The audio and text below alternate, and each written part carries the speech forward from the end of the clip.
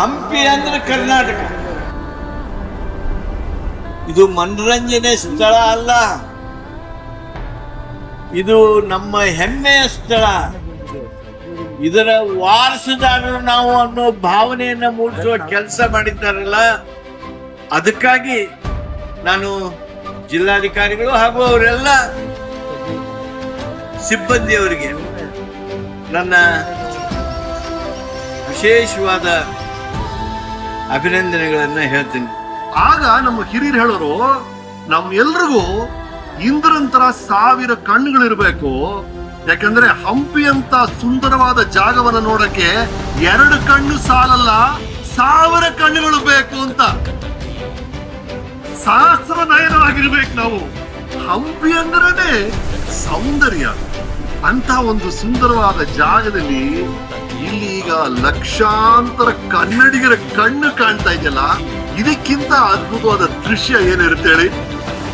ಮೈಸೂರಿಂದ ಕರ್ನಾಟಕ ಆದಾಗ ಕರ್ನಾಟಕ ಜ್ಯೋತಿ ಮೊದಲಕ್ಕೆ ಎಲ್ಲರೂ ಬಂದಿದ್ರ ಅದು ಹಂಪಿ ವಿರೂಪಾಕ್ಷ ದೇವರ ಹತ್ರ ಬಂತು ಅನ್ನೋದನ್ನ ಯಾರು ನೆನಪಾಗೋದಕ್ಕೆ ಸಾಧ್ಯ ಇಲ್ಲ. ಅಂತ ತನ್ನ ಇತಿಹಾಸವನ್ನ ಸತ್ವಿತವಾಗಿರ್ತಕ್ಕಂಥ ಶಕ್ತಿಯನ್ನ ಹೊಂದಿರೋದು ನಮ್ಮ ಹಂಪಿ. ಇಂಥ ಕರ್ನಾಟಕದ ಹೆಮ್ಮೆಯ ವಾರಸುದಾರರು ನಾವೆಲ್ಲ.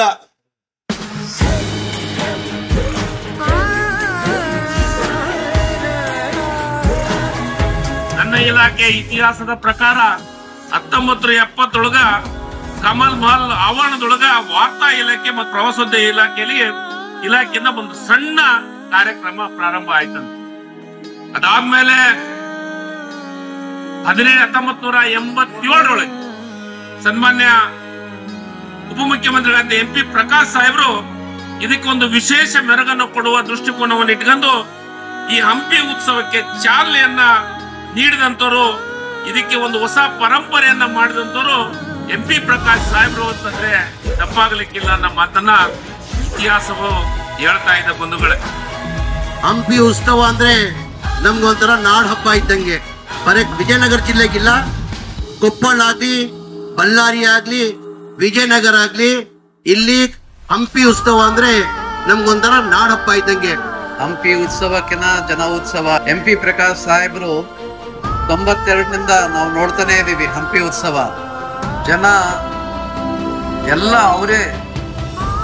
ಇವತ್ತು ನೀವು ಇಲ್ಲ ಅಂದ್ರೆಗಿನ ಈ ಉತ್ಸವ ಇಲ್ಲ. ಹಾಗಾಗಿ ದಯವಿಟ್ಟು ನೀವೆಲ್ಲ ವರ್ಷ ಈ ಹಂಪಿ ಉತ್ಸವ ಬರ್ತಾ ಇರಬೇಕು. ಇವತ್ತು ನಾವು ಮಹಾನವಮಿ ದಿಬ್ಬವನ್ನ ಮತ್ತೊಂದು ವೇದಿಕೆಯನ್ನಾಗಿ ಪರಿಗಣಿಸಿ ಮಹಾನವಮಿ ದಿಬ್ಬದಲ್ಲಿ ಕೂಡ ಇವತ್ತು ಪ್ರೋಗ್ರಾಮ್ ಅನ್ನ ನಡೆಸ್ತಾ ಇದೀವಿ. ಅದು ಮಹಾನವಮಿ ದಿಬ್ಬ ಇವತ್ತು ಮೈಸೂರ ದಸರಾ ಏನಾದರೂ ನಡಿಬೇಕಾದ್ರೆ ಅದಕ್ಕೆ ಮಹಾನವಮಿ ದಿಬ್ಬದ ಸ್ಫೂರ್ತಿ ಇದೆ ಅಂತ ಹೇಳಿ ನಮ್ಮ ಇತಿಹಾಸದಿಂದ ತಿಳಿದು ಬರುತ್ತೆ. ಹಾಗಾಗಿ ಮಹಾನವಮಿ ದಿಬ್ಬವನ್ನು ಕೂಡ ನಾವು ಒಂದು ವೇದಿಕೆಯಾಗಿ ಪರಿಗಣಿಸಿದ್ವಿ ಸರ್. ಇದನ್ನ ಬಿಟ್ಟು ಮತ್ತೆ ಸೌಂಡ್ಸ್ ಅಂಡ್ ಲೈಟ್ಸ್ ಇದೆ, ಅದು 10 ದಿನಗಳ ಕಾಲ ನಮ್ಮಲ್ಲಿ ಅದು ನಡೆಯುತ್ತೆ. ಅದು ತುಂಬಾ ಚೆನ್ನಾಗಿ ಅದ್ಭುತವಾಗಿ ಬರುತ್ತೆ. ತಾವೆಲ್ಲರೂ ಹಂಪಿ ಉತ್ಸವದ 3 ದಿನ ಮುಗಿದ ಮೇಲೂ ಕೂಡ ಅದನ್ನ 7 ದಿವಸ ನೋಡ್ಲಿಕ್ಕೆ ಅವಕಾಶ ಮಾಡಿಕೊಟ್ಟಿದ್ದೀವಿ. ಮುಂದಿನ ವರ್ಷ ಭಗವಂತ ನನ್ಗಿಟ್ರೆ ಇನ್ನ ಅದ್ಧೂರಿಯಾಗಿ ಮುಂದಿನ ವರ್ಷನು ಮಾಡುವಂತ ಹೇಳಿ. ಜೈ ಹಿಂದ್, ಜೈ ಕರ್ನಾಟಕ.